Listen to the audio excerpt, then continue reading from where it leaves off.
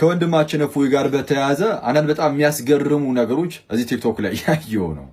እስቲ ግልጽ አድርጉልን። ሙስሊሞች በእናንተ ሳይድ ያሉ መምህራን ማለት በኡስታዝ ደረጃ በመምህራን ደረጃ ያሉ የተለያዩ ሰዎች ይሄን ያልኩት ለምንድን ነው? ለምሳሌ እፎይ መምህር አይደለም። በዚህ ቤተክርስቲያናችን ውስጥ እስልምናን በራሱ እንደው የሚያጠና ከዛ በላይ ያነበበውን የሚያካፍል አይነት ወንድም ነው።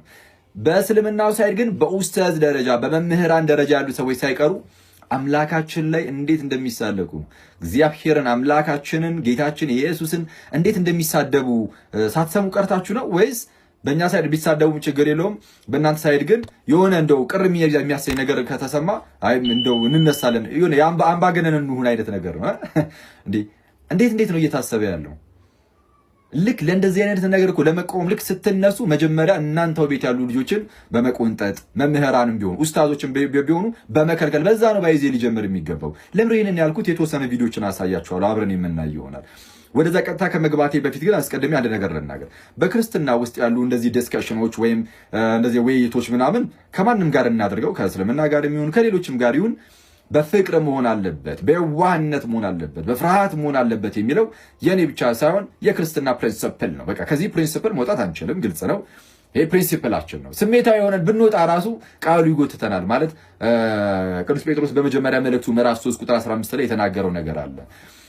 ዳሩ ግን ጌታን እርሱም ክርስቶስን በልባችሁ ቀድሱት ይልና በእናንተ ስላለው ተስፋ ለሚጠይቋችሁ ሁሉ ለመመለስ ዘወትር የተዘጋጃችሁ ሆኑ ይልና ነገር ግን በየዋህነትና በፍርሃት ይሁን ይላል። በየዋህነትና በፍርሃት ይሁን። ዘወትር ለመመለስ ዝግጁ መሆን አለባችሁ፣ ግን በየዋህነት በፍርሃት መሆን አለበት። ሰውን አይደለም፣ እግዚአብሔርን በመፍራት ዝቅ በማለት በትህትና በዚህ ሁሉ ውስጥ ነፍሳትን ለክርስቶስ ለመማረክ ማለት ነው። አንዳንዴ ስሜታዊ ሆነን ከዚህ ፕሪንሲፕል ወጣ ስንል ይሄው ቃሉ ግን ጎትቶ ደግሞ ወደዛው ሊመልሰን ይገባል። ስለዛ ለዚህ ፕሪንሲፕል ተገዢ መሆን አለብን። ይሄ በቃ በቤተክርስቲያናችን ውስጥ የሁላችንም አቋም ነው። ስለዛ በፍርሃት በየዋህነት በፍቅር በዛ ውስጥ ምንድነው ከኔ ተማሩ እኔ በልቤ ትሁት ነኝ ላለው ጌታ ነፍሳትን እንማርካለን ማለት ነው። እንደዛ አለበዛ ነፍሳትን መማረክ አንችልም፣ መጫጫ ብቻ ነው የሚሆንብን። ይህ እንዳለ ሆኖ ግን ለምሳሌ የሙስሊም መምህራን ወይም ኡስታዞች አምላካችንን በምን ደረጃ እንደሚሳደቡ እስቲ እንስማቸውና እንመለስ።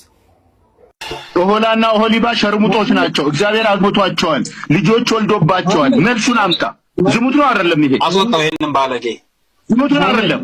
አንተ ባለጌ ደደብ፣ የመጨረሻ ውሻና አንተ እኮ እኔ ልክ ነግሬሃለሁ ቴሌግራም ላይ ተመልከት። እዚህ ጋር እግዚአብሔር ዲስቨርጅ አድርጓት ይችን ህፃን ልጅ ደም በደም አድርጓት። እግዚአብሔር ዲስቨርጅ አድርጓት ይችን ህፃን ልጅ ደም በደም አድርጓት ምን እንደሰራ ይሄንን በወንጀል በእርግጥ ይሄንን የሚወነጅል የሆነ የፍትሐ ብሔር ህግ አለመኖሩ ነው እንጂ ይሄ ወንጀል ነው፣ ያስከስሳል። እግዚአብሔር ዝሙተኛ ነው፣ ዝሙት አሰርተዋል።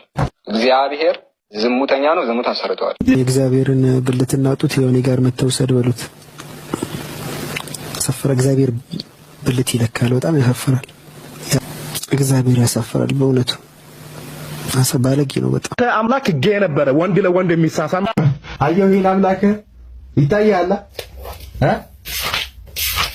አየህ። ይሄን ሽማግሌ አየህ፣ ይሄን ሽማግሌ ከዚህ ሰው ግን በክርስትና ዓለም እግዚአብሔር ስለጠጣና ስለሰከረ ብቻ ጀግና ይባላል። ይሄ በጣም የሚያስቅ ነገር ነው። የሰከረ ሰው ሰካራም ነው። ጀግና ሊባል አይችልም። እንግዲህ እንደሰማችሁት ነው። ሙስሊም ኡስታዞች መምህራን ሳይቀር በምን ደረጃ እግዚአብሔር ላይ እንደሚናገሩ እንግዲህ ተመልክታችኋል። ያውም የተናገሩት ሁሉ እነሱ ባሉት መንገድ መጽሐፍቶቻችን ላይ የሉም። እነሱ ባሉት መንገድ የሆነች ቃል ይሰባሉ፣ ለራሳቸው ታሪክን ይፈጥራሉ። የሆነች ቃል ይሰባሉ፣ ለራሳቸው ታሪክን ይፈጥራሉ። እነሱ ባሉት መንገድ ያልተቀመጠን ነገር ነው እንደዚህ የሚሉት። ቀርበ መልስ ከተባልኩ እኔ ለምሳሌ ልመልስ እችላለሁ። እዚህ ጉዳይ ላይ ቀርበ መልስ ከተባልኩኝ እኔ ቀርቤ ልመልስ እችላለሁ። ልክ እንደዚህ ሁሉ ወንድማችን እፎይም እዛ በእስልምና ውስጥ የሌለ ነገር እንኳን የተናገረው ይሄ ትልቅ ስህተት ስለሆነ ቀርቦ እንዲመልስ ጠይቁት፣ መጠየቅ አለበት። እሱም አይ እኔ ከዚህ ላይ አግኝቻለሁ ከዚህ ላይ አግኝቻለሁ ብሎ ማስረጃ ማቅረብ አለበት። እንግዲህ ብዙ ጊዜ እንደሚናገረውም ከሆነ ማስረጃ አቀርባለሁ ይላል እሱ። ስለዚህ ይጠይቅ። ባይሆን ግን በሌለ ነገር በዚህ ደረጃ ግን ሙስሊም መምህራን ኡስታዞች እንዲህ ሲናገሩ ስለነበረ ይህንንም እያያችሁ ይህንን ስታጸዱ ነው ከዛ በኋላ ሌላውንም ለመጠየቅ ሞራሉንም ሊታገኙ የሚገባው ነው። ቆየን።